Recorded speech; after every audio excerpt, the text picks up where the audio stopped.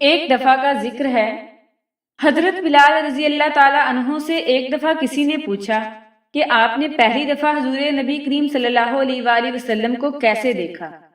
بلال رضی اللہ تعالی عنہ فرماتے ہیں کہ میں مکے کے لوگوں کو بہت ہی کم جانتا تھا، کیونکہ میں غلام تھا اور عرب میں غلاموں کے ساتھ بہت برا سلوک کیا جاتا تھا۔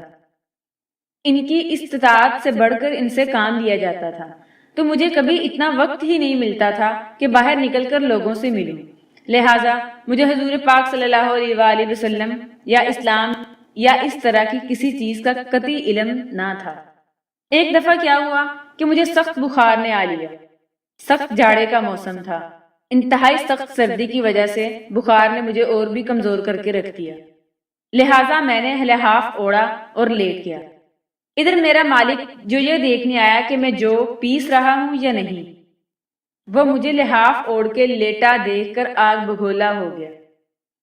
اس نے لحاف اتارا اور سزا کے طور پر میری قمیض بھی اتروا دی اور مجھے کھلے صحن میں دروازے کے پاس بٹھا دیا کہ یہاں بیٹھ کر جو پیس۔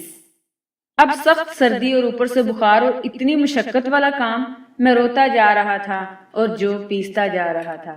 کچھ ہی دیر میں دروازے پر دستک ہوئی، میں نے اندر آنے کی اجازت دی تو ایک نہایت متین اور پرنور چہرے والا شخص اندر داخل ہوا اور پوچھا کہ جوان کیوں روتے ہو؟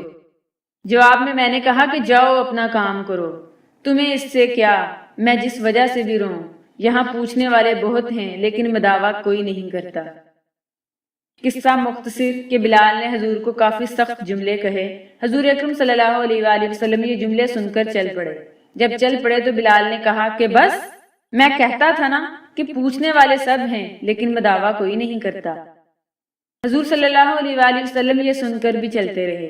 بلال کہتے ہیں کہ دل میں جو ہلکی سی امید جاگی تھی کہ یہ شخص کوئی مدد کرے گا وہ بھی گئی، لیکن بلال کو کیا معلوم کہ جس شخص سے اب اس کا واسطہ پڑا ہے وہ رحمت للعالمین ہیں۔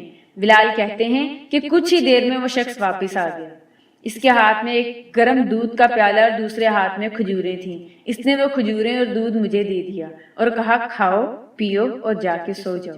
میں نے کہا تو یہ جو کون پیسے گا؟ نہ پیسے تو صبح مالک مجھے بہت مارے گا۔ اس نے کہا تم سو جاؤ، یہ پیسے ہوئے جو صبح مجھ سے لے لینا۔ بلال سو گئے اور حضور نے ساری رات ایک اجنبی حبشی غلام کے لیے چکی پیسی۔ صبح بلال کو پیسے ہوئے جو دے دیے اور واپس چلے گئے۔ دوسری رات پھر ایسا ہی ہوا، دودھ اور دوا بلال کو دی اور ساری رات چکی پیسی۔ ایسا 3 دن مسلسل کرتے رہے جب تک بلال ٹھیک نہ ہو گئے۔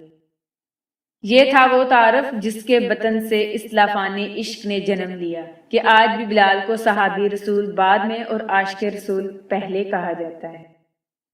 وہ بلال جو ایک دن اذان نہ دے تو خدا تعالیٰ سورج کو طلوع ہونے سے روک دیتا ہے۔